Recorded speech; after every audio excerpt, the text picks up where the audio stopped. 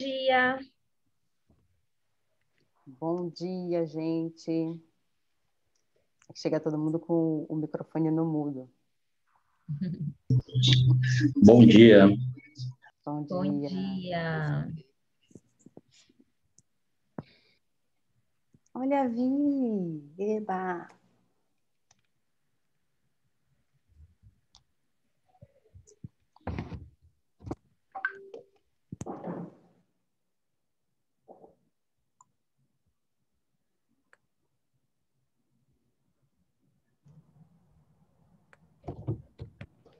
Bom dia, gente. A gente vai dar um minutinho para ver se vem mais gente, tá?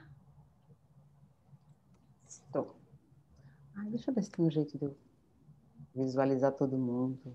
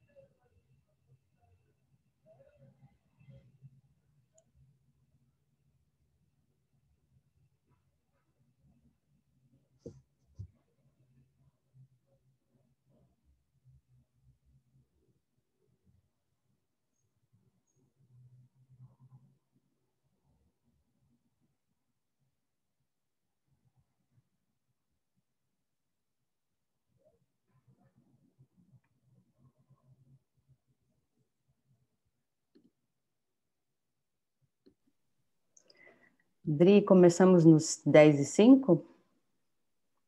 Começamos agora, 10h05.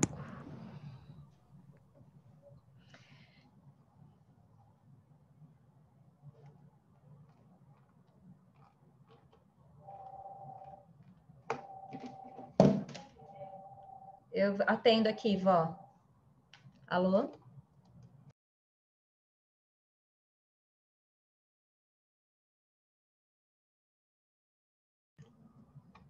Oi, gente, bom dia. A gente vai começar a nossa sessão. Eu estou muito feliz que vocês estão aqui para a gente fazer uma prosa matinal. É uma conversa mesmo né, que a gente vai estabelecer aqui, uma conversa não nesse formato mais engessado, assim, de palestra, mas uma conversa mesmo, uma troca. Eu já vou aproveitar, vou me apresentar e vou falar um pouquinho do que é esse movimento. Eu sou Adriana Barbosa, sou de São Paulo, sou mãe de uma menina, venho de uma família de mulheres negras, e esse ano completa 20 anos enquanto empreendedora a partir da experiência da Feira Preta, e nos últimos anos eu tenho me dedicado a estudar com mais profundidade a questão do impacto social, de negócios de impacto social, e é esse contexto que me faz estar aqui hoje e junto com a Mozane e com a Daniele, propor uma conversa sobre os ODS. Aí eu vou chamar a Mo e a Dani, depois eu entro efetivamente no tema. Bom dia, todo mundo. Que bom que vocês estão aqui. Então, também vou me apresentar rapidamente. Eu sou a Mozana, eu sou de Salvador, passando uma garoa há 16 anos em São Paulo, morrendo de frio nesta manhã. Eu sou comunicadora, sou empreendedora da Mandacaru, trabalho com comunicação autêntica. O que me traz a esse encontro hoje é o trabalho que venho desenvolvendo com a Adri já há muitos anos aí, sobre equidade racial. Então, a gente vem propondo espaços de diálogo em vários lugares, em vários tipos de organizações, para a gente não só refletir, mas também agir em cima desse tema. E estou muito feliz e muito animada da gente poder iniciar essa prosa, essa conversa aqui com vocês. Como a Adri falou, a gente trabalha com os formatos bem pouco engessados, assim, então a ideia é que a gente tenha muito a voz, a troca de vocês junto com a gente nessa manhã. Vou chamar a Dani para se apresentar. Bom dia a todos. Eu sou Daniela Almeida. Em primeiro lugar, queria agradecer muito a Mozana e a Adriana por serem minhas companheiras nessas reflexões. E antes de qualquer coisa, agradecer a ancestralidade que tem nos trazido e amparado até este momento tão crítico das nossas experiências. Eu sou Daniela Almeida, eu sou cientista da educação, também sou ativista antirracista e pela vida das mulheres, e há mais ou menos mais de 20 anos tenho estudado, analisado e aprendido sobre as relações raciais no contexto da América Latina. E é sobre isso também que nós vamos falar hoje. Espero que vocês nos acolham com a escuta de vocês e que nós possamos construir um bom diálogo hoje. Muito obrigada. Bom, eu queria aproveitar a oportunidade, se a gente puder também estender vocês, para que vocês falem quem vocês são, mas assim, um shotzinho de 15 segundos, o nome de vocês, da onde vocês são, se tem alguma organização que vocês, alguma empresa que vocês trabalham, para que a gente possa saber quem está aqui, quem vai fazer parte dessa conversa, dessa prosa. Quem começa? Jamile?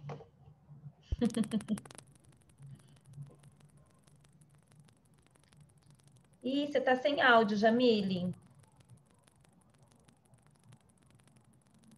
Tá bom.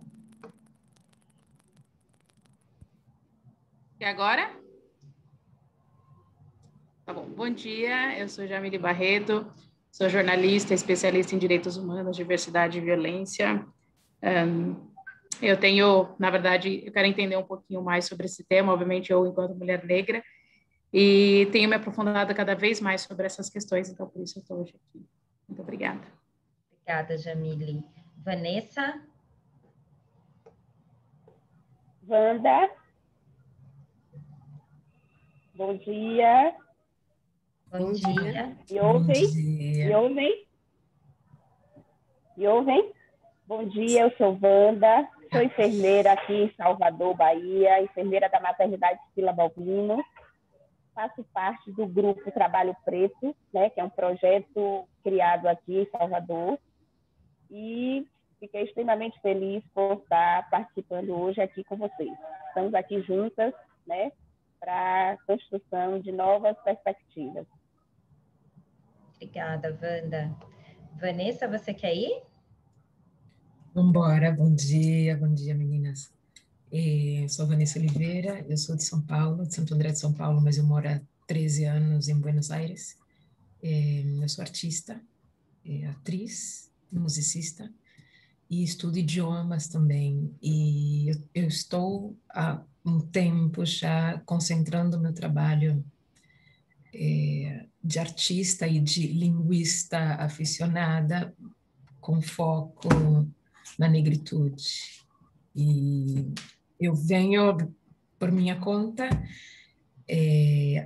mas eu estou pensando em representar essa investigação que eu estou fazendo na universidade que eu estudo, que é o Instituto de Enseñanza Superior Lenguas Vivas, aqui em Buenos Aires.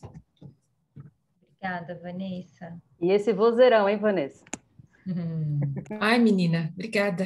Fala mais porque tem um complexo com a minha voz. Imagina, Obrigada, sua voz é né? linda. Ai, nossa, amei, obrigada, ganhei o dia. Adriano? Oi, pessoal, tudo bem? Bom dia. Para se apresentar, né? Meu nome é Adriano Prats, eu trabalho com comunicação e marketing e atualmente estou à frente da comunicação digital do Instituto Preta Hub e da Feira Preta também. Obrigada, Adriano. Ana Aurélia?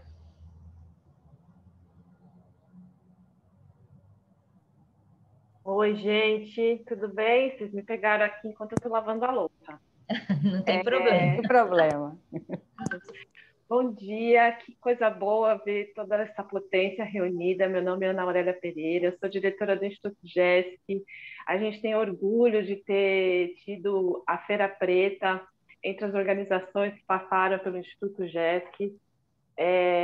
Semana que vem nós vamos estar falando sobre o ODS também, então quando a Virgínia me mandou o link dessa reunião, eu fiquei super feliz. Trabalho também como voluntária no grupo de inserção de refugiados do Grupo Mulheres do Brasil. Sou pesquisadora, mãe de uma menina empoderada de 13 anos e estou super feliz e curiosa para ouvir o que vocês têm para falar. Obrigada, Ana. Agora vou continuar lavando a louça. Tá bom. Catarine? Olá, bom dia, tudo bom? Sou a Catarine. Estou falando meio fanha porque eu tô usando um aparelho, então desculpa vocês entenderem. Eu faço parte da ONG Banco de Alimentos como captadora. Também trabalho com a Adriana com a Afrolab para elas mentorias e também gestão de projetos com a Coalizão de Todos. Obrigada, querida. Paulo Ricardo. Olá, bom dia. Meu nome é Paulo, eu sou profissional de projetos sociais, sustentabilidade. Estou curioso saber sobre a discussão, o conteúdo mesmo colocado aí por vocês nessa manhã. É mais para obter novas abordagens, novas visões aí a respeito do tema das ODS. Perfeito. Obrigada, Paulo. Virgínia?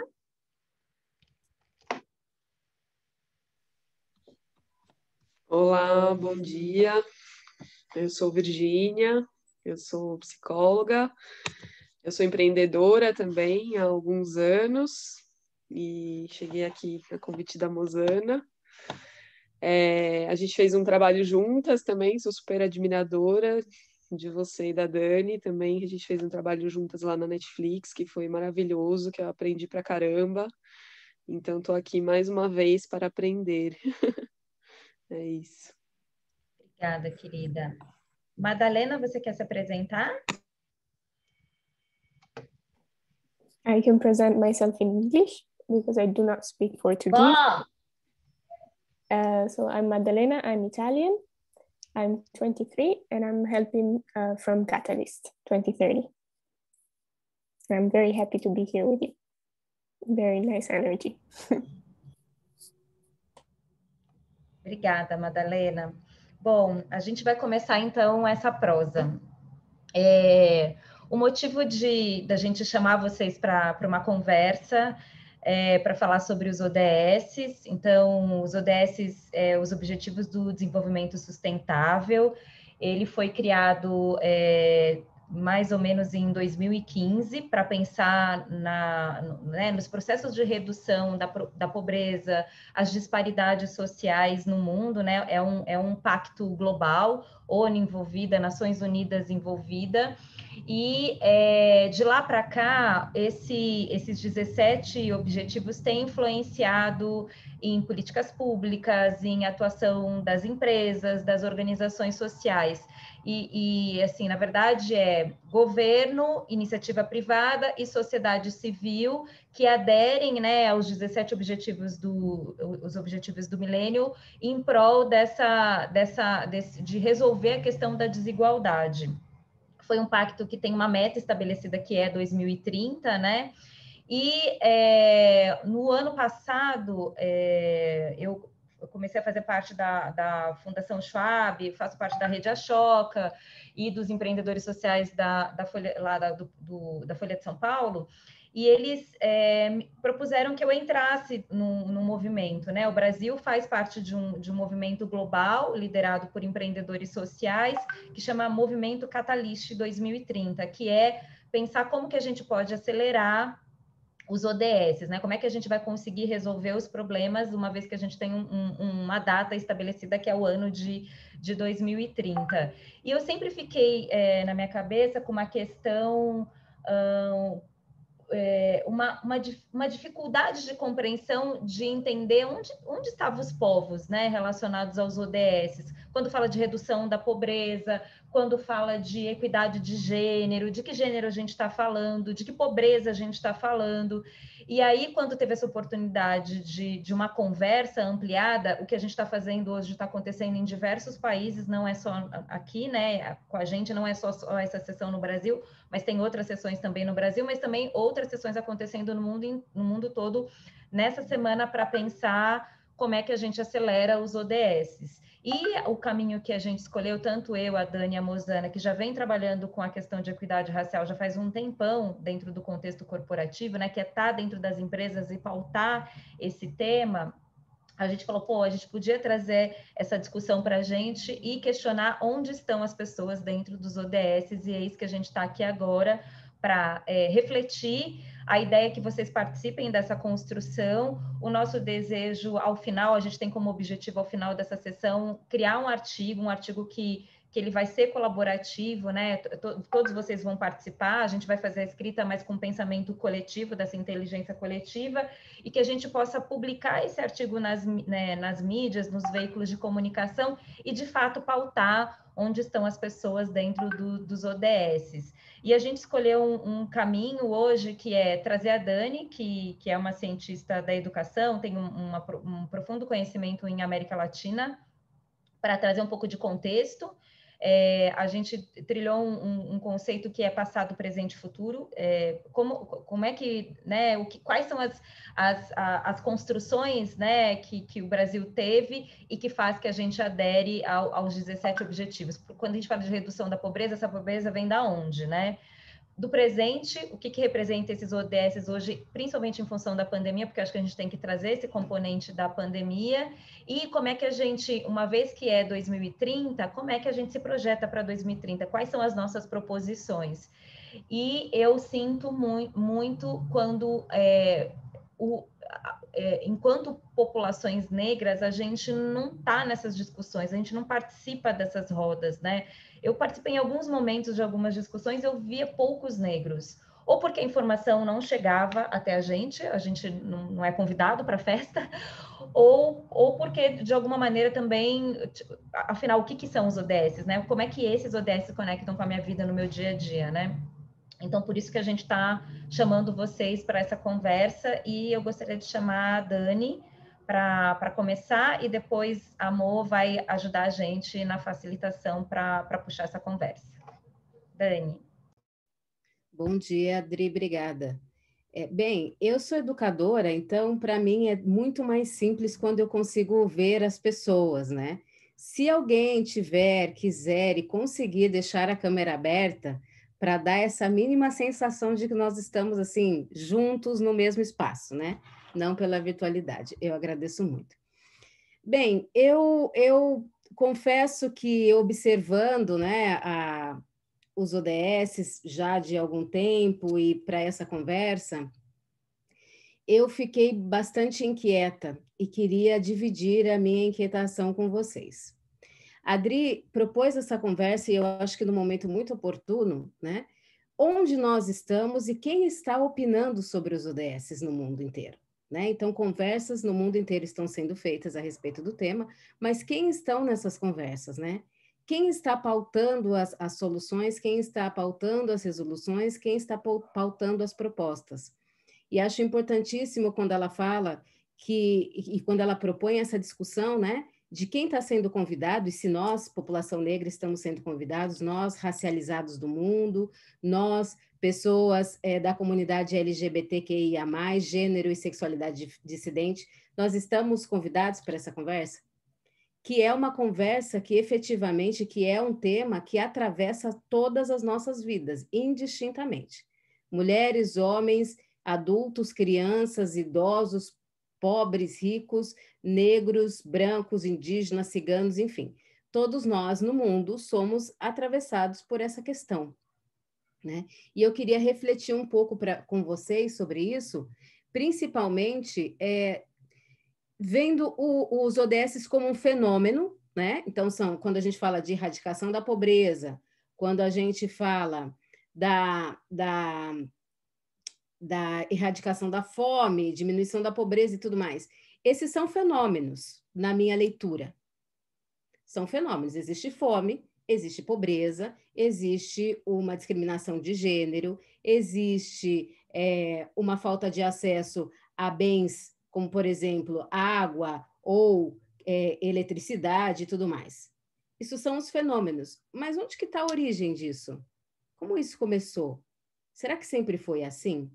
Será que a gente sempre teve o problema do, por exemplo, o ODS da desigualdade, ODS 10, que é um dos principais que eu vou tocar aqui? Sempre foi assim? Sempre foi tudo desigual? Sempre foi tudo injusto?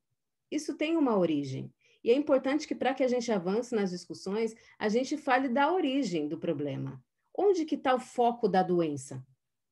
Se a gente não vê o foco da doença, a gente não consegue propor uma discussão. E para isso, gente, eu queria começar falando de soluções. Eu gostaria, no profundo do meu coração, eu queria falar de soluções. Mas, infelizmente, nós estamos neste país, né? Eu sou uma mulher racializada, lésbica, ocupo esse corpo na periferia do sistema, né? Do sistema mundo. Então, não tenho muito como falar sobre os avanços do ODS. A gente vai falar sobre a questão que está colocada e talvez pensarmos juntos aqui no final desse nosso papo quais são os encaminhamentos que nós podemos levar enquanto sociedade civil, né? E eu queria nortear, eu não sei se... Mo, você pode projetar os 17, por gentileza? Só para a gente dar uma olhadinha rápida. Projeto. Vamos lá.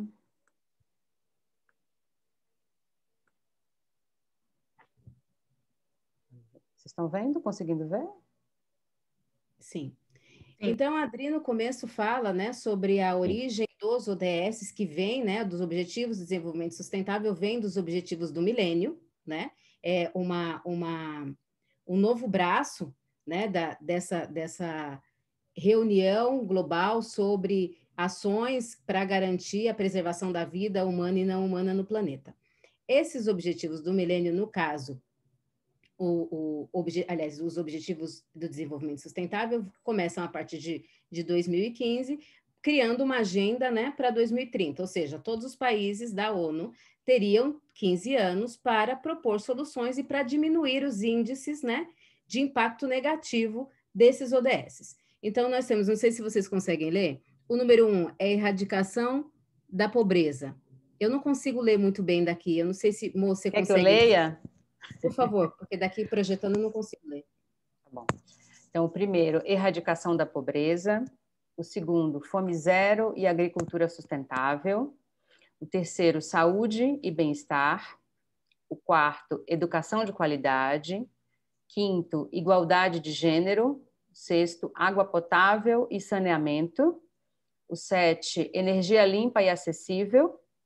8, trabalho decente e crescimento econômico. 9, indústria, inovação e infraestrutura. 10, redução das desigualdades. 11, cidades e comunidades sustentáveis. 12, consumo e produção responsáveis. 13, ação contra a mudança global do clima. 14, vida na água. 15, vida terrestre.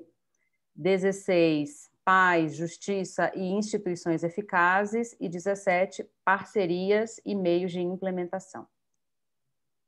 Bem, então, eu queria fazer uma provocação para vocês. Eu gostaria de fazer essa provocação. De repente, moço, se você quiser até tirar a projeção, eu leio aqui nas anotações que eu tenho, porque eu queria olhar para as pessoas. Eu queria provocar vocês. Para vocês, está faltando alguma coisa aí? Na opinião de vocês, está faltando alguma coisa? Eu acho que eu não escutei nada relacionado à questão racial. Tem alguma coisa aí que não está indo, né? Não lembro-se de gênero, mas racial, não. De gênero é o 5. É o 5. Para vocês está faltando? Está tudo bem? Vocês acham que os 17 podem ser discutidos da forma que eles estão colocados?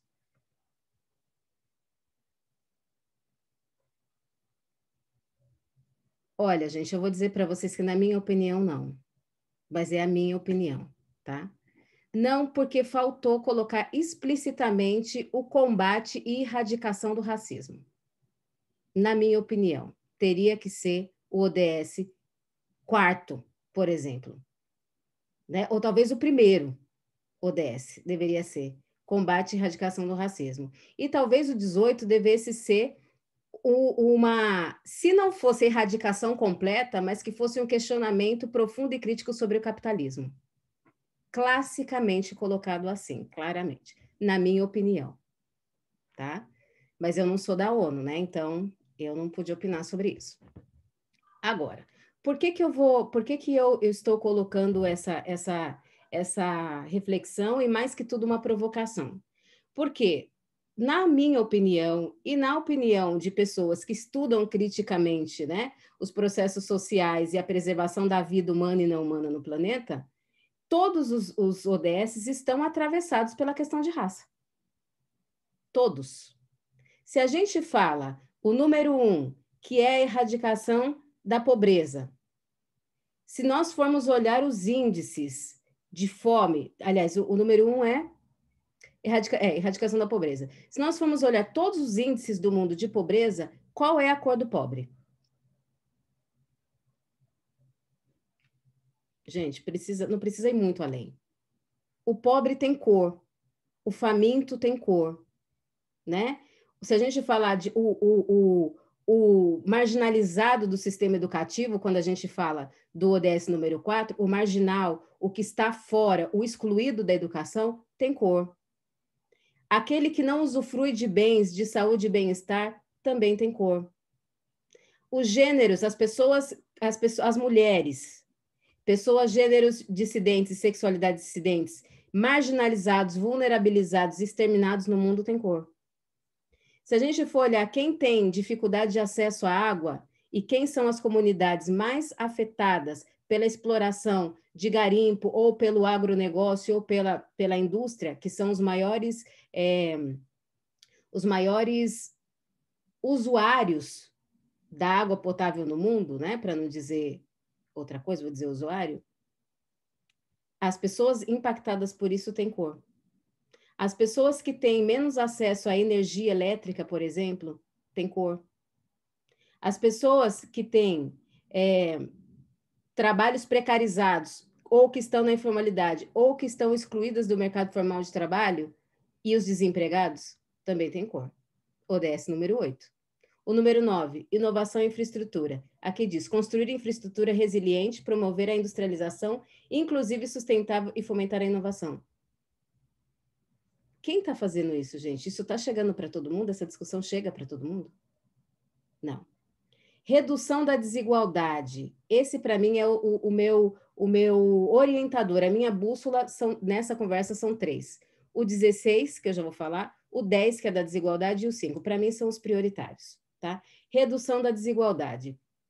10% das pessoas do mundo têm em suas mãos e no seu poder mais de 80% da riqueza produzida no mundo. E que cor tem essas pessoas? Quem são essas pessoas? Quem são os poderosos do mundo? E quem são os pobres do mundo? Os miseráveis do mundo? Né? Quando a gente fala de espaço da cidade, apartheids, que não necessariamente é o apartheid oficial, né, que foi oficial na África do Sul, mas o sistema de marginalidade geográfica, exclusão geográfica, né, e diferenciação geográfica de território por questões de acesso e de não acesso, quem é que está nas favelas? Gente, se vocês olharem, 76% dos moradores de favelas são negros. 76%. E não sou eu que estou inventando, os índices estão aí. Qualquer pessoa pode consultar. Se a gente construísse uma tabela de estatísticas a partir de uma perspectiva de raça para todos os ODS, nós veríamos que os que estão fora, os que estão excluídos, os que estão pobres, os que estão doentes, os que estão sendo mortos e os que não têm acesso à paz, justiça e eficiência, né, das instituições, que é o ODS número 16, pelo qual eu gostaria de começar minha reflexão, a partir daqui, quem são? Para mim, e na nossa perspectiva, não só para mim que estou apresentando essa fala, mas na composição desse painel proposto pela Adriana e acompanhado pela Mosana também, e eu, nós entendemos que não há discussão possível desses termos se não introduzirmos a discussão racial. Não tem como avançar na nossa perspectiva, né? Sobretudo se a gente está falando do Brasil, que é um dos países mais racistas e desiguais do planeta. E aí, eu queria pedir para vocês a permissão para começar, em vez de fazer uma sequência, eu queria tocar num ponto que é, para mim, muito, muito, muito doloroso e dolorido, sobretudo depois de ontem, gente, que é o ODS 16 de acesso à justiça, de justiça e paz. Segundo a ONU, a paz é o requisito básico para a sustentabilidade. De que paz a gente está falando e de paz para quem? Quando ontem nós tivemos uma chacina histórica na história do Rio de Janeiro. De paz para quem a gente está falando? Quando, se nós olhamos para o lado e abrimos o jornal e as notícias, nós vemos também um genocídio cometido contra a população na Colômbia. E se vocês olharem as fotos da Colômbia, deste conflito, do Estado contra o povo, porque tanto no Brasil quanto na Colômbia é o Estado versus povo, né? Quem é a cor das pessoas que estão morrendo? Qual é a cor? Olhem para... Eu não quis trazer uma apresentação porque eu achei que não fosse produtivo trazer imagens desses dados que eu estou comentando com vocês. Não é produtivo, né? Mas se vocês tiverem curiosidade, coloquem no Google as notícias e coloquem, né, sobre esses temas que eu estou falando e procurem só por imagens. Não precisa ver notícia, olha a imagem. E lá está dito, está comprovado, né, que os marginalizados do mundo são as pessoas racializadas como não brancas e que estão sendo atravessadas por todas essas discussões e, infelizmente, estão muitas vezes fora. Outra coisa que eu queria tocar com vocês é que é possível existir paz, existir uma sociedade pacificada, existir um mundo de paz, existir a paz, se a questão racial não for colocada? Se a gente não discutir e não lutar pela erradicação do racismo e pelo combate incansável do racismo? É possível, na opinião de vocês? E outra coisa que... Vocês podem falar comigo, tá, gente?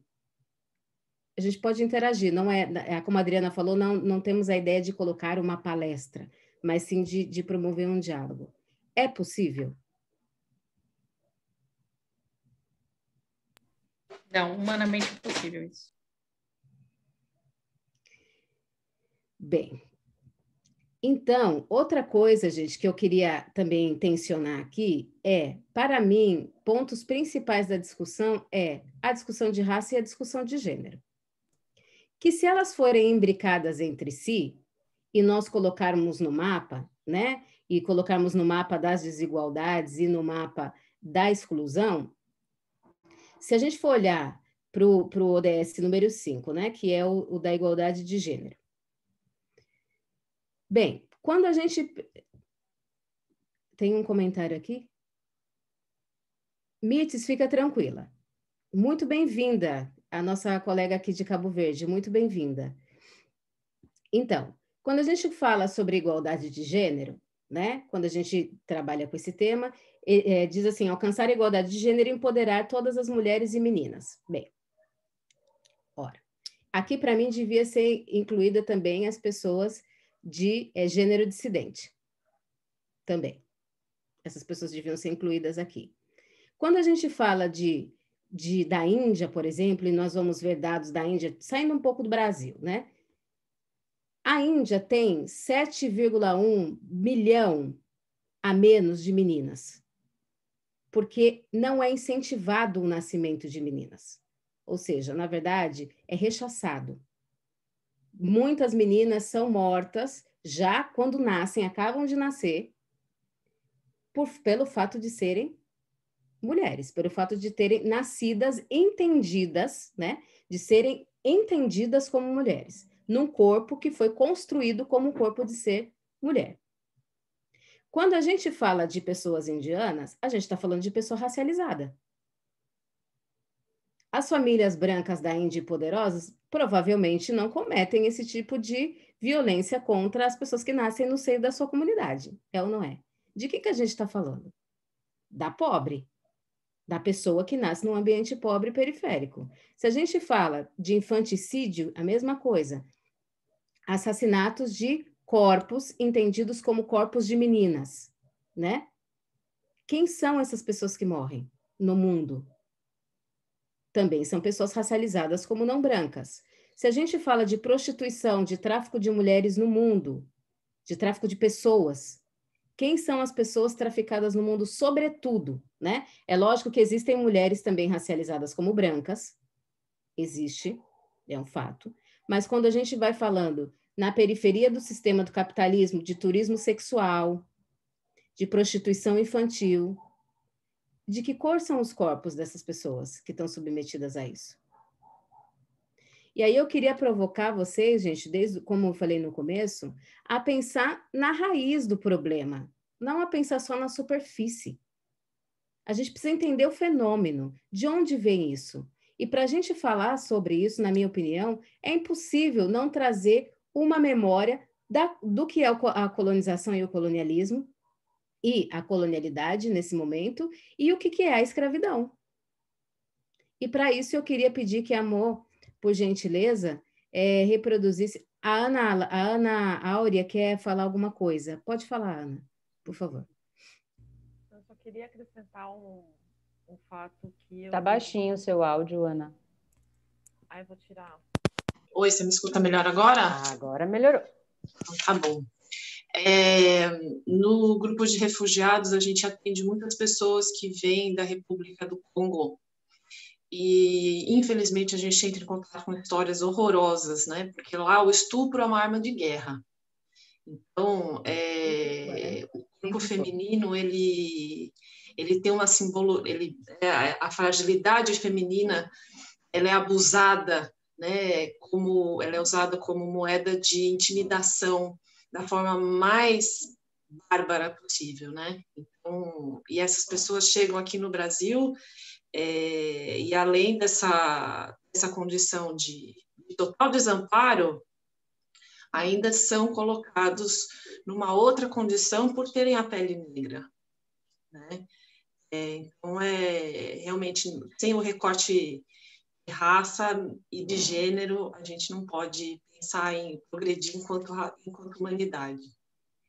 Antes de eu entrar nessa questão da raiz, eu queria tomar como exemplo, aproveitar a sua fala, Ana, para mencionar uma questão do Congo também. Quando a gente fala do ODS 7, fala sobre energia limpa e acessível. É uma grande discussão sobre como que a gente pode criar outras formas de energia que não seja, né, a exploração total do recurso natural no quesito água e, como se diz, queima, né, de madeira ou carvão, seja lá o que for. Combustíveis fósseis. Exato. Só que quando a gente fala de construção de energia limpa e acessível, a gente está falando de um componente também de dois componentes, um chamado lítio e outro cobalto. E a gente não percebe, ou talvez isso não chegue às discussões amplas, porque é uma ameaça ao sistema capitalista, porque o sistema capitalista também está produzindo energia limpa, viu, gente? Porque eles vendem isso. Isso também está na equação do capital, porque é um mercado de venda. O Congo, a República Democrática do Congo, ela tem 60% da reserva mundial global de lítio, de cobalto. Sem o cobalto, a gente não faz celular, não faz computador, não faz uma série de coisas que estão ligadas com tecnologia e também com tecnologia sustentável, como, por exemplo, placas solares e tudo mais. A República Democrática do Congo tem 40 mil crianças, mais de 40 mil crianças trabalhando nas minas de cobalto, gente. Tá? Então, a gente tem obrigatoriamente que imbricar essas discussões. Vamos falar de energia limpa, mas quem está construindo a possibilidade de uma energia limpa para a mínima parte da humanidade são crianças racializadas como negras na África. Crianças que estão sendo vítimas de toda e qualquer violência que vocês possam imaginar. E por que que elas são empregadas como trabalho, mão de obra infantil? Por conta do corpo pequeno e do acesso mais fácil às minas, que são estreitas, gente. Mais de 40 mil crianças.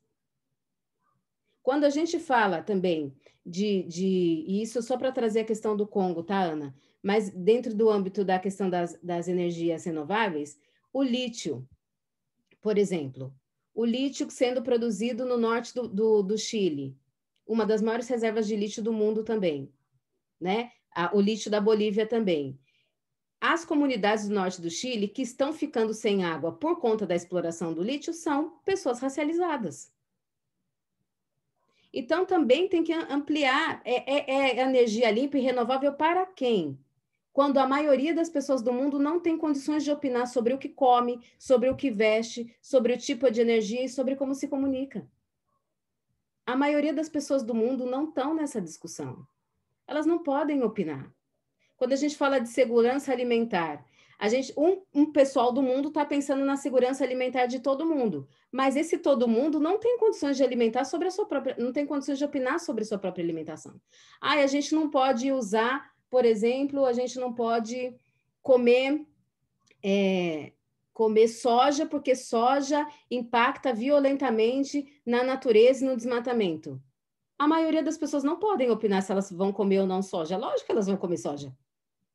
É óbvio que elas vão comer soja, se é a única coisa que chega à mesa dessas pessoas, por exemplo, né? Então, eu queria trazer aqui, tem alguns comentários, se a Mo ou a Adriana quiserem também me ajudando com os comentários, tem 5 minutos, a Adriana está me falando. Eu queria fechar apenas com uma observação e com uma revisão de como que isso começa, tá? E vai ser muito rápido, porque eu criei aqui um esquema para que a gente agilizasse essa reflexão. Você pode colocar para mim, Mo, por gentileza? Aquele slide? Tá aparecendo, Dani? Tá.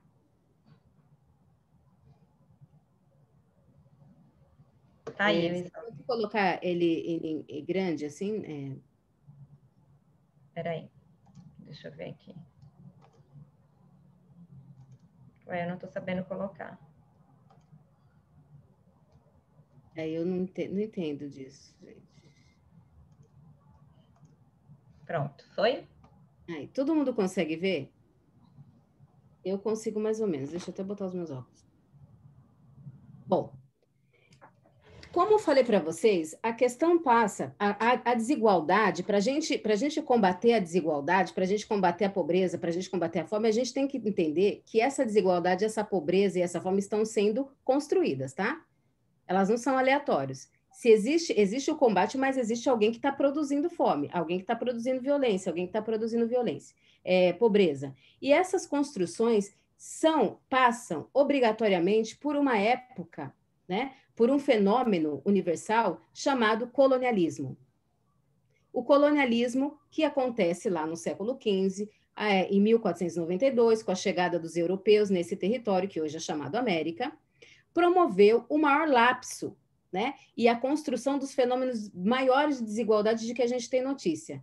E é também com a colonização que começa o fenômeno da racialização do mundo. Até esse momento, senhoras e senhores, não existia o racismo, tá? O racismo não é inerente dos seres humanos, o racismo não nasceu com Adão e Eva, ou seja lá qual é a narrativa mitológica, sociológica, ou seja lá o que for. O racismo, ele é um fenômeno social e histórico, que como fenômeno social e histórico precisa ser combatido.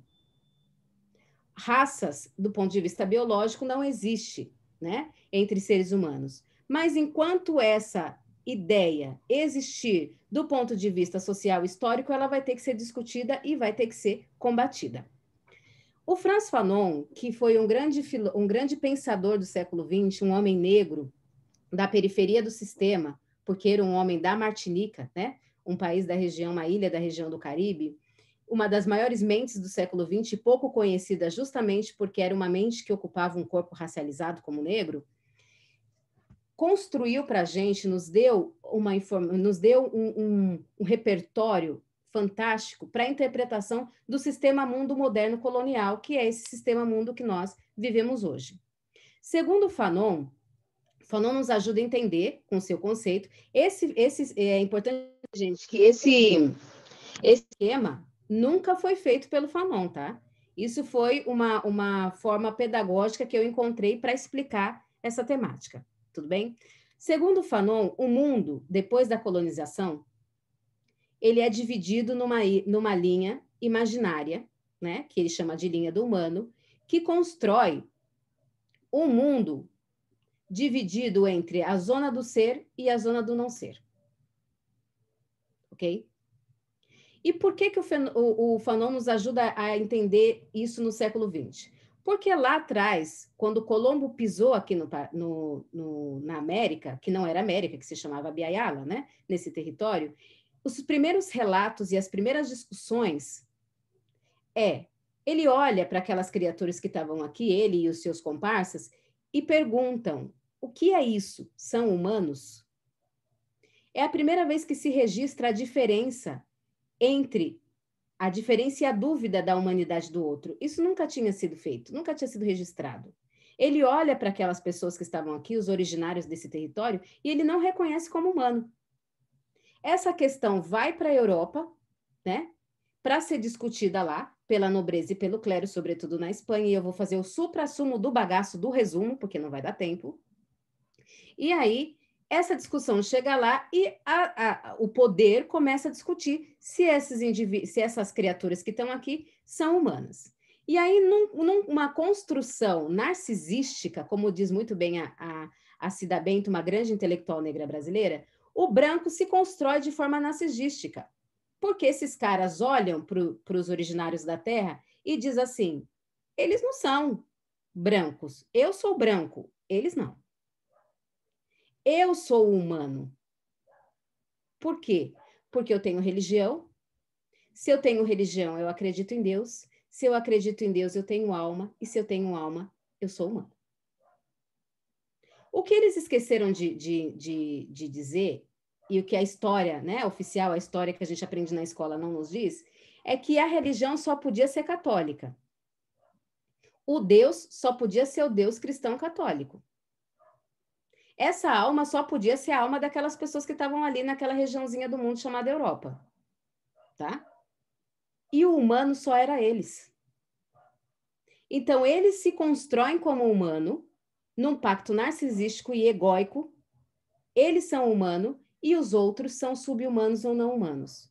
E nessa conjunção da nobreza, das mentes lá na Europa, eles resolvem quem é humano e eles criam um critério do humano, que é: o humano tem que ser homem, cis, heterossexual, ou parecer heterossexual. O humano tem que ser branco. O humano tem que ser rico. O humano tem que ser cristão, católico. O humano tem que ser parte daquele grupo de países europeus do Ocidente europeu. Itália, Espanha, Portugal, Inglaterra, enfim. É só aqueles ali que podem ser humanos. Nós vivemos num planeta de mais de 7 milhões de pessoas, ou talvez menos, por conta do impacto do coronavírus. Quantos dos 7 bilhões de pessoas são humanas? É a maioria, gente? Nessa sala aqui que nós estamos, quem aqui é humano? Tem algum humano aqui? Se tiver, por favor, se identifique. Eu adoraria conhecer um. Tem algum? Não. E o Fanon nos ajuda a entender isso lá no século XX, porque ele diz que a construção do critério do humano, esse critério construído lá no século XVI e perpetuado durante todo o período da colonização e período pós-colonização, no caso colonialidade, divide o mundo na zona dos que são, dos humanos, e nas zonas do que não são. E aí, dentro dessas duas zonas, por exemplo, o mundo colonizado inteiro está na zona do não ser. todo mundo que foi colonizado está na zona do não ser. E os países do Império Colonial, Europa Ocidental e Estados Unidos, que são o Império Colonial até hoje, são a zona do ser. O Fanon também nos explica que essas duas zonas não são homogêneas, tá? Nessas duas zonas tem discriminação também. Mas no caso da zona do ser, Europa e Estados Unidos, existe um privilégio que é o privilégio racial, porque as pessoas são racializadas como brancas. E atenção, gente, racialização é de todo mundo, o branco também é racializado, mas o branco tem o privilégio de ser racializado como branco e de fazer parte do critério do bom, do belo e do verdadeiro. Tudo que é bom só pode ser branco, tudo que é belo só pode ser branco, tudo que é verdadeiro só pode ser branco. Tudo que é racional só pode ser branco. Enquanto que todos os outros, que o Fanon chamaria de condenados do mundo, são racializados como outros, como não brancos. E no caso da zona do ser, que existe o privilégio racial, também tem discriminação. Então, por exemplo, tem o privilégio racial, mas tem a discriminação de gênero, tem discriminação de classe, tem discriminação religiosa, tem discriminação de sexualidade, tem discriminações, mas se vive o privilégio racial. Enquanto que na zona do não ser, é uma zona que impera o racismo. A estrutura do mundo colonizado é o racismo. O racismo é estrutural e é estruturante. O racismo é que domina as relações entre as pessoas. Ah, mas e o branco? Tipo, o branco riquíssimo, um bilionário brasileiro branco? Bem, ele funciona no sistema de poder se ele está dentro do Brasil. Se ele for para os Estados Unidos, ele vai ser racializado como latino. Ele já não é branco. Entendem essa lógica? Qualquer branco que vocês conheçam que não entendam sobre o racismo e que acham que o racismo não existe, ajudem eles a chegarem nos Estados Unidos, gente. Qualquer branco brasileiro, tá? Ajuda essa pessoa. Faz uma vaquinha lá, comunitária, manda ela para os Estados Unidos, que ela vai entender como que o racismo funciona.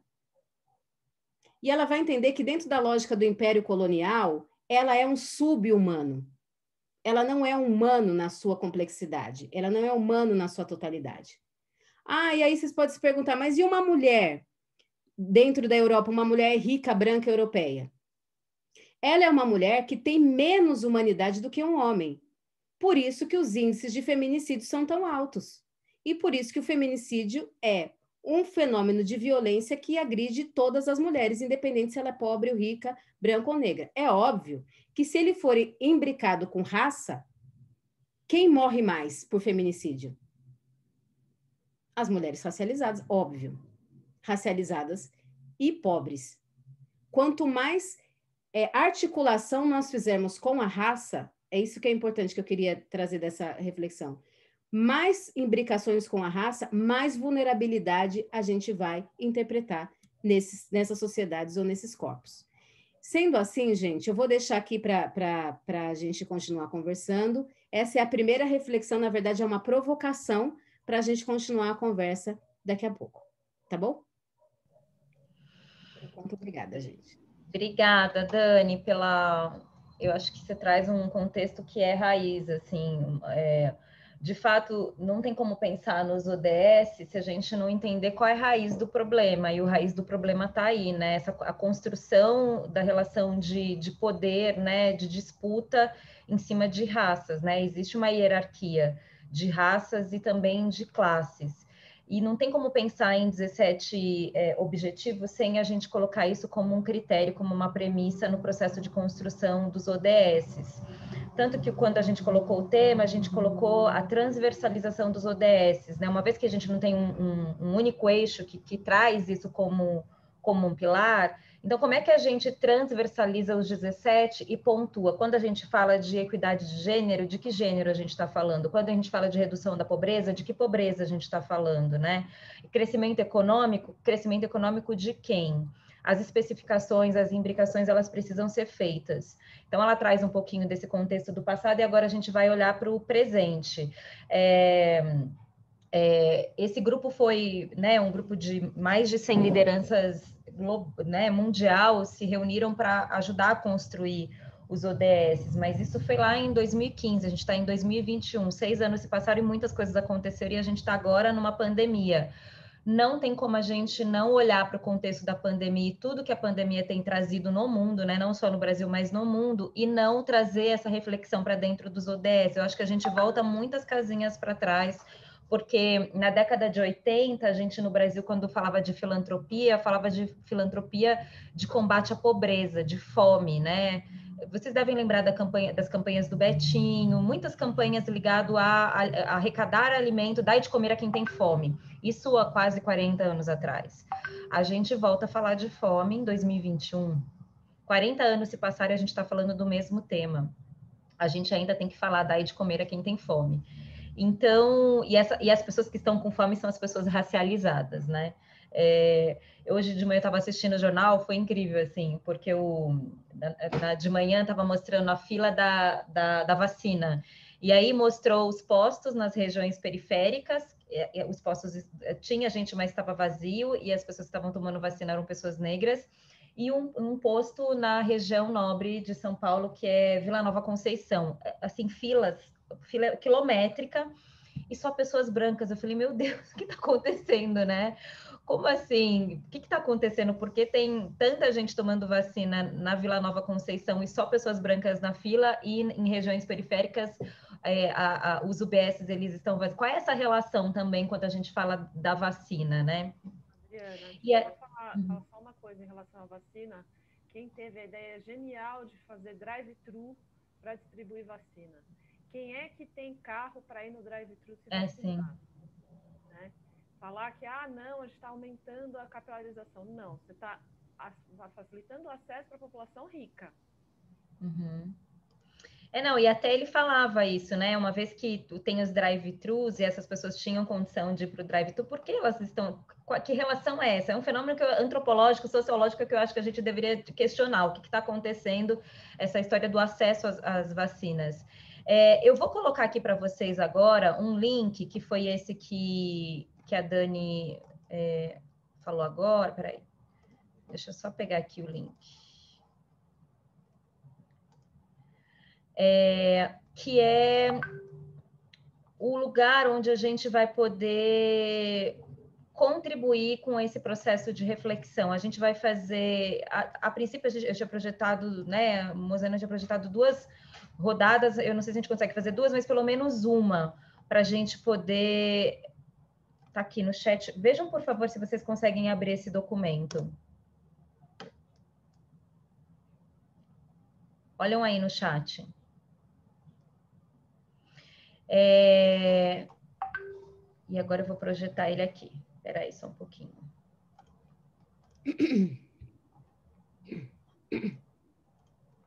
A gente vai fazer uma conversa agora, e a primeira pergunta, que é quem está fazendo parte da construção das discussões do ODS? E aí estou falando de pessoas, grupos.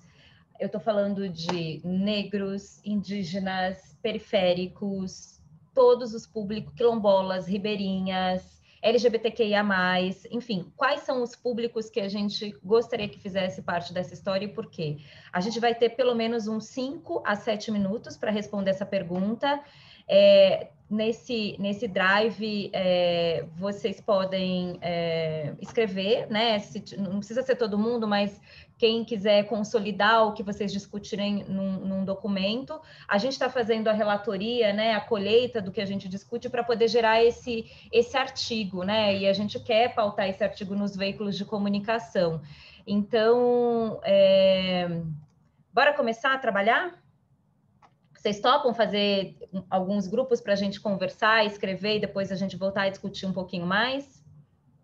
Assim ou assim? Tá bom. Madalena, você pode ajudar a gente a distribuir em grupos, a fazer 5 grupos? 5? 5. Okay. Tá bom, Marisa. Tá bom, você tá acompanhando do metrô. Tá ótimo, querida. Não tem problema, não precisa, se você não conseguir. todo mundo já participou do Zoom, de sessões do Zoom? Vai aparecer na barra de baixo, onde tem mute, stop video, um participante, chat, tem lá a MOR que vai aparecer break rooms. Vocês vão clicar e aí vai direcionar para uma sala, tá bom? E aí a gente traz vocês de volta.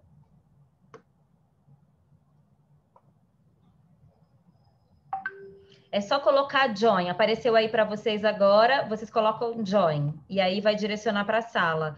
E tem essa pergunta, vocês clicam no chat, que tem a pergunta para poder responder.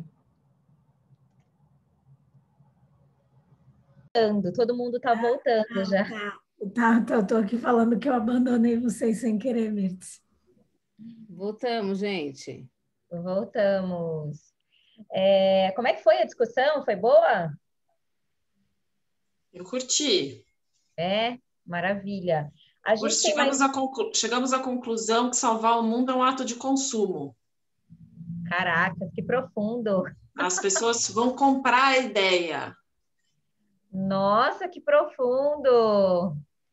Né? Vão comprar, porque agora as empresas têm que ser socialmente responsáveis, ambientalmente, né? Então, é tudo isso, né? Tem que ser inclusivas. É um ato de consumo. A cidadania é um ato de consumo. Muito boa essa indagação. Depois você escreve isso no documento. A gente vai para essa segunda rodada, mas com um tempo menor, e depois a gente, no final, consolida, mostra para vocês todas as reflexões. Bora fazer mais uma? Vocês topam? Vocês estão com tempo? É mesmo grupo ou vai trocar agora? Madalena, você consegue mudar as pessoas? O que vocês preferem, manter o mesmo grupo ou mudar? Manter é melhor, porque a discussão... Continua. A discussão acabou meio no meio, eu acho. Sim. Eu acho que manter as duplas, porque a gente realmente não terminamos, né? A gente começou a conversar, eu acho que ainda tem muita coisa que possa se falar, é melhor manter as duplas. Tá bom, então, se puder, Madalena, os mesmos grupos, só que agora a gente tem um tempinho menor, tá? Eu vou mostrar para vocês qual é essa próxima conversa que a gente vai fazer agora.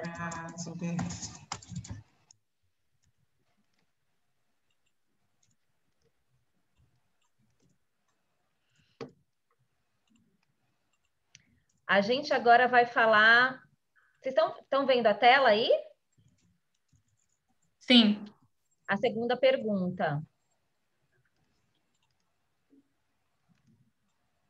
Eita, é que aqui abriu bem em cima os grupos. É que a agenda está aberta. Espera aí, como é que eu faço para tirar esse... Mudou Fecha o grupo, a agenda né? ali, Dri, à direita em cima. Não mudou não. Peraí, gente. Espera que eu tô tonta aqui.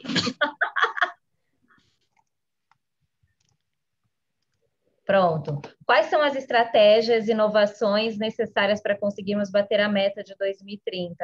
A gente falou quem são as pessoas que precisam estar dentro dessa discussão e agora quais são as ações que vocês acham para a gente chegar a 2030? O que é necessário? Eu acho que pensar em 2 ou 3 apontamentos importantes que devem ser considerados para cumprir essa agenda de 2030. Obviamente que em 9 anos, né, sei lá, a gente não consegue transformar tantas coisas acontecerem, imaginem, né, até 2030. Mas quais são os caminhos que vocês gostariam de sugerir para a gente colocar nesse documento? Recomendações. Tranquilo com a pergunta? Bora para os grupos? Vamos. A resposta vai ser feita aí no geral ou vai ser nas duplas? No documento. Depois a gente volta e vê todas as perguntas, tá? Só que dessa vez um tempo menor. Certo. Então vamos para o grupo, tá? Ok.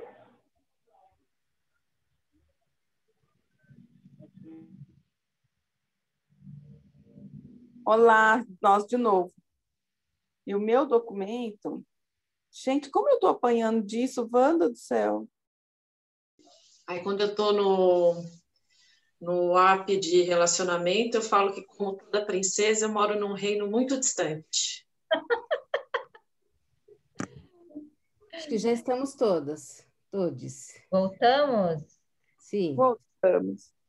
Maravilha. Vou projetar aqui o que a gente conversou. Fizemos uma boa prosa, né, gente? Sim.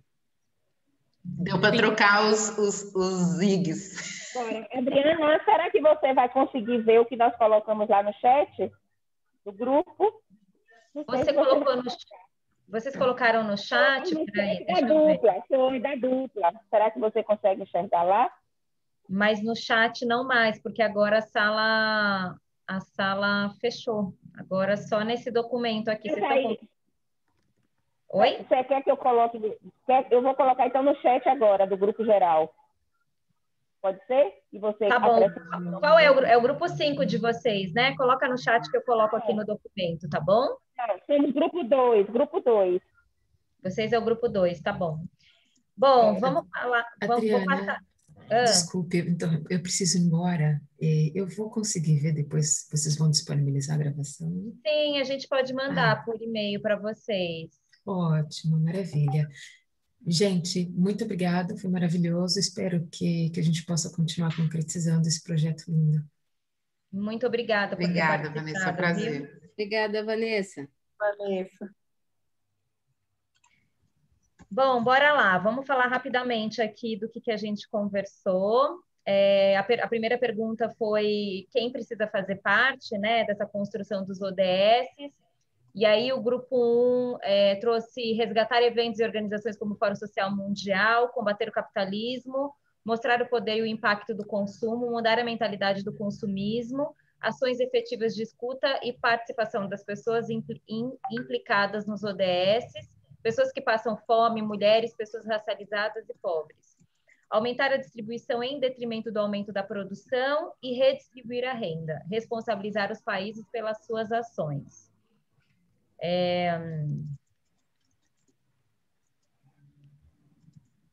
Acho que essas eram as respostas da segunda pergunta. Espera aí, quem está... Eu falei certo aqui ou não? Não, então acho que você leu as respostas da segunda pergunta. É que eu estou aqui na sequência do documento, da pergunta 1, e aí... Tá, vamos lá. Foi isso. Tá certo, então. Tá, e aqui, países e suas lideranças, homens brancos de classe social... Quem está na construção? Países e suas lideranças, homens brancos de classes sociais altas e heterossexuais. Os países mais poderosos estão na linha de frente da discussão e são os mais interessados em manter a situação como está. Quem constrói as diretrizes sobre a questão da fome é quem está com o prato cheio, e assim por diante. São pessoas sensibilizadas com a causa, mas que não vivenciam os problemas na pele e no dia a dia. A pobreza arranca a cidadania das pessoas. As grandes empresas são peças-chave na transformação, mas elas querem que o mundo mude de fato. Quem deveria estar? As pessoas que estão marginalizadas no sistema capitalista. Como promover a construção coletiva com a participação efetiva dessas pessoas? Consulta pública online, por exemplo, não garante participação dos jovens marginalizados. Perfeito. Grupo 3, majoritariamente pessoas brancas, gênero, classe social, homem cis. Acesso à informação imediato para todos. Quem precisa estar? Pessoas negras e grupos minorizados, todas as classes sociais. Grupo 4, quem está na discussão ou os tomadores de decisões são, em sua maioria, pessoas que não são atravessadas pelas mesmas questões que nós, quando pessoas periféricas à sociedade. Pessoas que estão vivendo o problema não são essas pessoas que pensam e criam possíveis soluções. São colonizadores propondo soluções para problemas causados pelo processo violento de colonização. Os principais países envolvidos no processo de construir soluções são, em sua maioria, os povos privilegiados pelo processo de retirada e roubo de riquezas de países colonizados. Reparação histórica. Por que não há educação libertadora para quem é racionalizado, colonizado, no sentido de levar o conhecimento para fora dos centros da capital? Grupo 5, eu acho que está aqui no chat ou não? Não sei, se as meninas colocaram... Adriana, grupo 2 também, acho que você pulou. Grupo 2, vamos lá, grupo 2. Grupo 1, grupo 2. Quem precisa estar? Sociedade civil, instituições públicas e instituição privada. Ação, conscientização, formação, informação e educação na sociedade sobre os ODS, práticas sustentáveis dentro das organizações e dentro de casa, consumo consciente, uso da água, uso adequado da água, uso de energias renováveis e combate ao racismo e ao racismo ambiental, equidade de gênero e racial. A segunda pergunta, né, que a gente colocou: que estratégias e inovações são necessárias para conseguirmos bater a meta em 2030? Grupo 1, resgatar eventos... isso aqui eu já falei, né, que foi o que vocês tinham falado, de resgatar os eventos como o Fórum Social Mundial, combater o capitalismo, mostrar o poder e impacto do consumo, mudar a mentalidade do consumismo, ações efetivas de escuta e participação das pessoas implicando nos ODS, pessoas que passam fome, mulheres, pessoas racializadas, pobres. Aumentar a distribuição em detrimento do aumento da produção, redistribuição de renda e responsabilizar os países pelas suas ações. Grupo 2, acesso à informação, inclusão da sociedade civil como um todo, compromisso dos grupos que promovam eventos, são responsáveis pela decisão em atingir a população como um todo, acessar líderes comunitários para que possam passar a informação para a comunidade, formação de agentes multiplicadores. Grupo 4, distribuição de renda, recursos, produtos, produção, terra, capital, pensando nas necessidades plurais das diversas nano-sociedades. Reestruturar as diferentes educações, no sentido de trazer novos pensamentos e pensadores aos colonizados. Sair do eurocentrismo, do sistema educacional atual e levar o conhecimento histórico dos diversos povos que construíram as sociedades atuais. Descentralização dos agentes pensantes e decisores, levando as discussões onde as possíveis soluções serão aplicadas, incorporando os agentes locais na criação das mesmas. Desconstrução do pensamento eurocêntrico do que é considerado bom ou ruim. Vou dar uma paradinha aqui. A gente avançou 10 minutos e eu acho que foi super produtiva assim, a reflexão, porque, em resumo, acho que essa coisa do perigo de uma única história, né, tem até um TED da Chimamanda que fala, né, que ficou super conhecido como o perigo de uma única história. A questão de raça tem que ser pauta, né, nas discussões, a gente tem que falar dos grupos que foram a construção da racialização e os grupos que são racializados e como que essa construção de raça implica na desigualdade. A outra coisa que também ficou muito forte para mim, essa questão... Pode falar. Quem ia falar? Tá. A outra coisa que eu queria chamar a atenção, para a gente também levantar isso como uma questão, a forma como foi pensado em 2015 eram lideranças globais que, de alguma forma, estavam próximos, né, da ONU, Unesco, dessas instituições internacionais que definem as macroações. Mas eu fico pensando se não seria o ideal a gente pensar em movimentos participativos locais, em construções locais, para depois a gente ir para o global. Primeiro local, depois global. Porque veio primeiro global e desce para o local. E, não, quando desce para o local, não é compatível com as realidades de cada país. Cada país tem uma realidade. E aí eu acho que um convite para a sociedade, principalmente sociedade civil, se engajar, eu não sei se são conselhos participativos, quais seriam os fóruns, né, de discussão, mas a gente deveria promover esses fóruns de discussões locais para poder direcionar depois para as instâncias globais, né? E, por fim, que ficou muito forte também, essa questão da redistribuição de renda, né? A concentração e redistribuição, e a questão... Nossa, me fugiu a palavra, do consumo, né? Da força do capital. Eu, enquanto pessoa física, a minha tomada de decisão na forma como eu consumo, né? E, a partir daí, a influência dentro das empresas, a forma como elas produzem, né? Então, acho que são temas que deve ser feito, né, deve fazer parte dessa discussão dos ODS. E se alguém quiser trazer alguma outra reflexão que não bateu aqui nesse documento e também nessa última fala. Dani, você quer complementar alguma coisa? Eu queria, sim. Uma coisa que, para mim, a gente precisa pensar também, do meu ponto de vista, primeiro a gente precisa salvar as pessoas, né? Enquanto esse tipo de violência acontecer no Brasil ou em qualquer parte do mundo, que entram na casa das pessoas e matam as pessoas pelo simples fato delas existirem e estarem ali, né? Isso não vai de acordo com a discussão do ODS. Primeiro tem que salvar as pessoas, para poder salvar as outras coisas. A gente tem que garantir, né, a supremacia da paz em todos os territórios, para pensar em erradicação da fome, para pensar em erradicação da pobreza, precisa garantir a vida. Eu acho também que é importante a gente pensar que o sistema mundo em que a gente vive construiu o consumidor e não o cidadão, né? E a Áurea falou uma coisa interessante, que assim, a pessoa que está passando fome, ela não vai se preocupar em participar de uma assembleia para a discussão dos ODS, é óbvio. Porque a principal necessidade do ser humano, gente, é a manutenção da vida. E a manutenção da vida passa por comer. Se você não come, você não pensa. Né? Você não tem como aceder. A questão do acesso à comida leva à questão do acesso à educação. Se a criança não come, ela não aprende.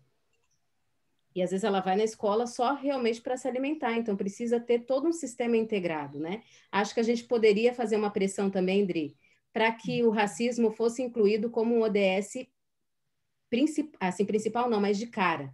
Tipo, entre tivesse como 18 um eixo, dentro. né? Não dá para ser um subgrupo dentro da discussão da desigualdade. Não, ele nem está como subgrupo, ele não nem ele aparece. Não se apresenta, não aparece. Então não é sobre esse planeta que a gente está falando, né? A gente está falando então de outro planeta, porque esse daqui não dá para falar nada que não seja passando pelo racismo. Não dá, né? E uma outra coisa que eu queria trazer, uma observação, é sobre a questão do capitalismo. O capitalismo é um sistema de destruição. O capitalismo, ele vai criar, inclusive, a ideia de que nós, individualmente, somos responsáveis por salvar o planeta, mas isso é mentira. O meu banho de 30 minutos, eu não tomo um banho de 30 minutos, tá, gente? Mas se eu tomasse um banho de 30 minutos e reduzisse para 2, isso não vai salvar o planeta. Não. Porque o agroindústria e as indústrias gastam no Brasil 70% da água potável. Então, não é o meu banho diminuído que vai salvar o planeta. Eu acho que nós, enquanto ações individuais, podemos pressionar as grandes empresas a mudar a sua ação. Não é a minha ação. Não é se eu deixo de comer soja que vai mudar o problema dos transgênicos.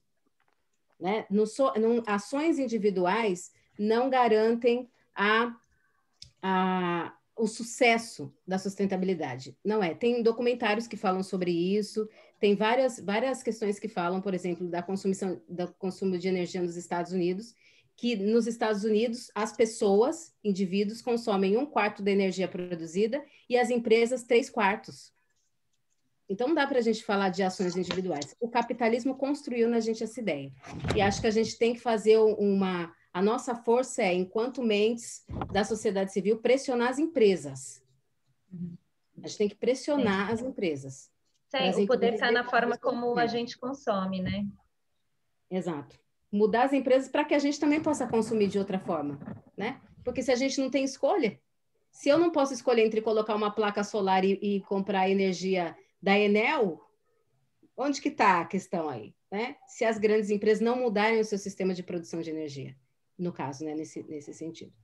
E, em último, gente, só para terminar minha contribuição, queria, em nome da Mosana, pedir para vocês a compreensão, porque ela teve uma questão familiar com a mãe e ela precisou se ausentar, mas ela deixou aqui um abraço e o agradecimento dela também.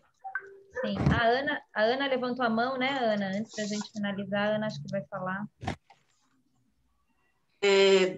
Eu acho que é assim, uma discussão muito rica, pena que em pouco tempo, e mostra o que eu acredito muito, a potência da sociedade civil, né? Como a gente consegue, né? Como a gente tem potência, né? Tem força para transformar, né?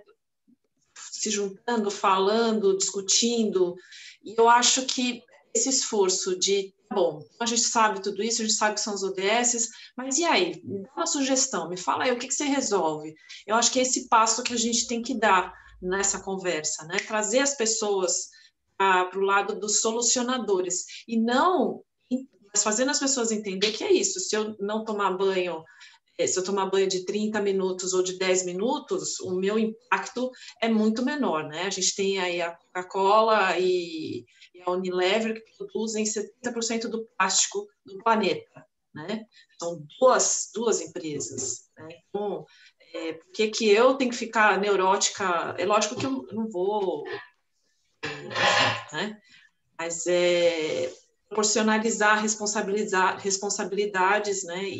Mas eu acho que é lembrar que a gente tem um planeta só e que a gente precisa mudar essa lógica de que os objetivos do desenvolvimento sustentável, eles são uma questão de humanidade, eles não são uma questão de consumo, nem de moda, nem de ideologia, né? E eu sinto muito medo quando o capital se apropria dessa agenda, através do ESG, através da responsabilidade social, porque ele vai esvaziar esse recurso, né?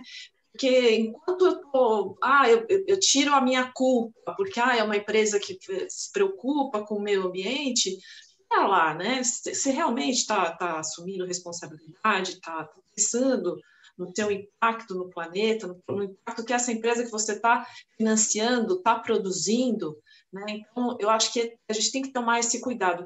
E, ao mesmo tempo, trazer essas pessoas que são silenciadas nessa discussão, a discussão. Eu moro aqui perto de uma comunidade, é o Jardim Pantanal. É uma invasão, não existia quando eu era criança, tem questão de 30 anos, né? É uma comunidade que é na várzea do Rio Tietê, isso chama Jardim Pantanal. E sofre muito, né, com questão de alagamento e tudo mais. E eu tenho um projeto de levar, eu sou formada pela Carta da Terra, levar essa discussão a eles, né? Falar, olha o seu ambiente aqui, né? Olha o impacto que alterações no meio ambiente na sua vida, né? O que está em volta disso? Que soluções você pode trazer para a sua comunidade? O que vocês podem construir aqui, né? Então, eu acho que isso é a semente, né, para essa construção.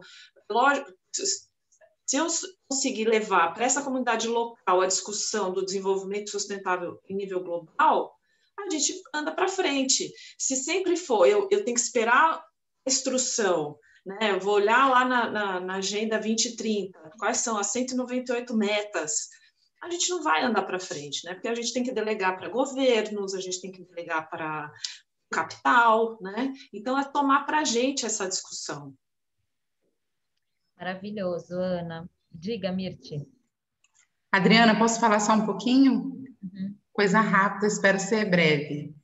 Queria contribuir com a discussão, porque foi citada aí, né, a ODS 7, que é sobre energias limpas, e eu acho importante falar que essa discussão, né, das ODS, ela não entra na questão racial, e agora eu estou participando do primeiro encontro, na verdade já participei de outros encontros para discutir a Agenda 2030, e nunca a discussão racial apareceu. Parece que a onda antirracista chegou nas ODS, né, para ser discutida. Então, eu acho que é importantíssimo, sim, falar sobre esse tema, e é fundamental classificar que a questão ambiental no mundo tem um nome também, que é racismo ambiental. Isso não é falado. Essa é uma discussão pouco discutida e não se lembram quem são essas populações que estão sendo impactadas. Todas são populações basicamente pobres, negras, né, racializadas, indígenas, povos tradicionais que são impactados com atividades de grandes empresas. E eu acredito sim nas ações pequenas vindas do individual para o coletivo, mas eu acredito principalmente na força da responsabilidade. Então, eu acredito que a responsabilização das instituições públicas e privadas é fundamental para discutir tanto o racismo institucional como o racismo ambiental, que se apresenta, né, nessas questões quando a gente vai discutir desenvolvimento sustentável. Então, não dá para falar de desenvolvimento sustentável sem falar de combate ao racismo ambiental, né? Que está ainda, eu acho que muito incidente, é uma terminologia que surge nos Estados Unidos. O Brasil desse tamanho, com tanta coisa para ser discutido com relação a racismo ambiental, a discussão ainda é branca e elitizada, né? Pessoas negras ainda não estão sendo ouvidas nesse lugar, tanto de impactados como de defesa do nosso povo, né? Em relação a isso. Então, eu penso que não dá para falar de desenvolvimento sustentável sem falar de racismo ambiental. Só para poder destacar esse ponto. Acho que foi 2019, né? Eu estava discutindo lá em Belo Horizonte, da Agenda 2030, falei sobre isso porque o meu projeto é sobre questões de educação antirracista, já antes, né? Muito antes, e o pessoal falou assim, não, mas tem que se adequar ao que a Adriana falou, dentro de desigualdades, né? De combate à fome, de combate à desigualdade, incluindo, inclusive, a questão racial dentro de equidade de gênero. Então, tipo, quem foi que construiu, né? Quem construiu foi alguém muito longe dessa realidade. A gente precisa, de fato, chamar também uma responsabilidade da própria instituição que gere essas ODS para fazer essa transformação. Senão, não tem o que discutir. Sim. Não, eu acho perfeito o que você traz, Mirtz, porque eu acho que a gente tem que trazer criticidade para os ODS. Eu acho que a gente não trouxe criticidade, a gente não olhou e falou, mano, isso daqui não representa nós, não. Não é isso, não vamos aplicar. Só que é uma coisa extremamente importante, porque agora os ODS voltam em jogo. Tem uma questão que a Ana traz, que é o ESG, então, os investidores olhando as empresas pelos critérios de ESG, que é critérios que as empresas vão ter que adotar na parte social, na parte econômica e ambiental, senão elas não recebem investimento, e a questão do investimento social privado. Então, essas três coisas, elas estão imbricadas, mas elas não se dialogam, né? As empresas adotam os ODS para aplicar suas práticas de responsabilidade social, o governo, mais ou menos, mas ainda está olhando para os ODS, mas as pessoas não estão nos ODS. Então, acho que se vocês puderem reverberar, a gente vai escrever um artigo sobre isso, mas cada um de vocês puderem... a gente precisa começar a fomentar, isso tem que estar na pauta, entendeu? Nem que seja uma ação de guerrilha para questionar que ODS é esse que a gente está falando, né? Como é que, sabe? Está na hora de começar a fazer as discussões locais para depois a gente fazer essa discussão global. E eu quero terminar... diga. Posso falar só uma coisinha que você falou sobre a questão do capital aí, enfim, das empresas? É óbvio que é uma coisa, enfim, seria um lugar perfeito, mas se a gente for parar para pensar, tudo está relacionado ao capital, então nada é por propósito, tudo é por dinheiro, tudo é por capital. Então isso é muito pesado, né? Então as empresas elas só vão fazer porque elas estão perdendo e não porque elas realmente estão se comprometendo com aquilo. Então eu acho que isso é uma coisa que a gente precisa pensar muito, porque tudo está relacionado ao capital. Eu sei que nós vivemos nesse capitalismo selvagem, inclusive, mas a gente precisa começar a pensar além disso, né? Não é só sobre dinheiro, é sobre pessoas, é sobre natureza, é sobre animal, é sobre tanta coisa. Então a gente precisa também, acho que, trazer essa coisa de falar, cara, não é só dinheiro, nós estamos falando de outras coisas, nós estamos falando sobre vida, sobre pessoas, sobre animais, enfim, sobre um planeta que está sendo destruído, especificamente por causa do capital. Então eles vão continuar na mesma linha. Beleza, então que nem a questão racial. Poxa, vamos falar sobre cabelo afro. E aí, não é porque eles estão ok com o nosso cabelo, não, porque dá dinheiro. Então, assim, tudo bem, eu acho que é um caminho também, mas é importante a gente pensar, especificamente em relação aos ODS e às empresas, efetivamente, a esses líderes e as pessoas que têm tomado de decisão, e falar para eles, e aí? Né? O quanto você efetivamente está conosco, né? Não único exclusivamente por causa do dinheiro e desse capital que gera tanta riqueza para vocês, pessoas brancas, especificamente. É isso, obrigada. Obrigada, Jamile. Silvia, a gente precisa falar um shotzinho rapidinho, porque a gente já ultrapassou o tempo. A gente precisa finalizar meio-dia. Por favor, Silvia. Eu caí bem de paraquedas aqui, na verdade, porque eu vi o post da Mosana aí, depois da Daniela, e eu falei, o que é isso? Deixa eu entrar. E aí que eu estava conversando com a Mirtz, é bem o que a Ana Aurélia estava falando, né? Então, assim, a gente está falando de uma sociedade corporativa e que não chega nas bases e que não chega onde tem o maior consumo. E o que eu estava falando para elas, o que eu e a Mirtes, e a Laís, né, a gente estava conversando, que é a questão da educação. Porque quando você capacita essas pessoas dentro das organizações vão ter esse comportamento e esse comportamento vai reverberar também para dentro de casa. E as periferias são as que mais consomem.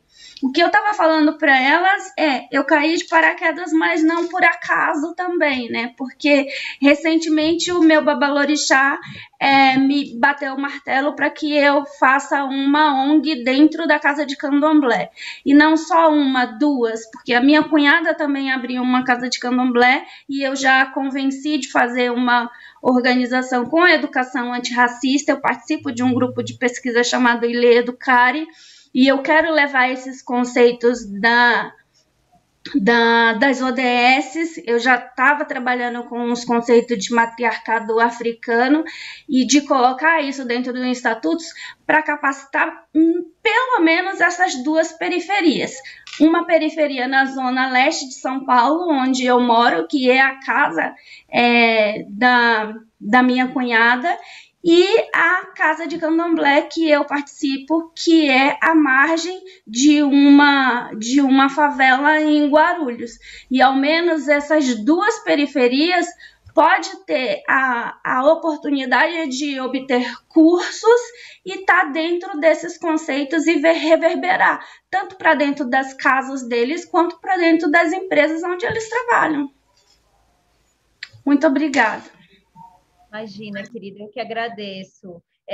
A gente vai disponibilizar, assim, agora a gente vai revisar tudo, ele vai mandar por e-mail para vocês, tá bom, gente? Mas eu agradeço demais de vocês terem topado participar dessa prosa, dessa conversa. Acho que, como o Rosênio descreveu aqui, acho que foi de alto nível.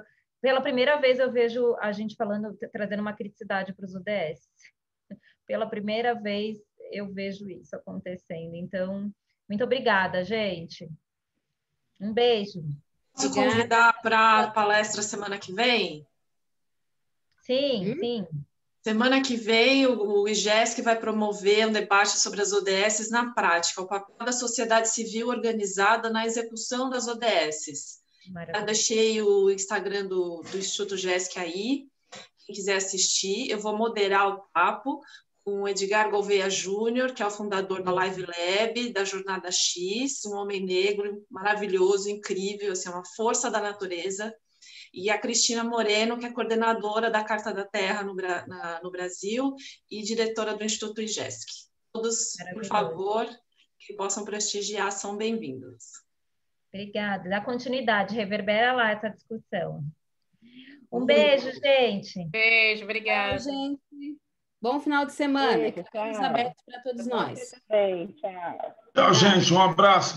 Parabéns. Tchau. Obrigada a todos. Prazer, gente. Tchau. Até a próxima.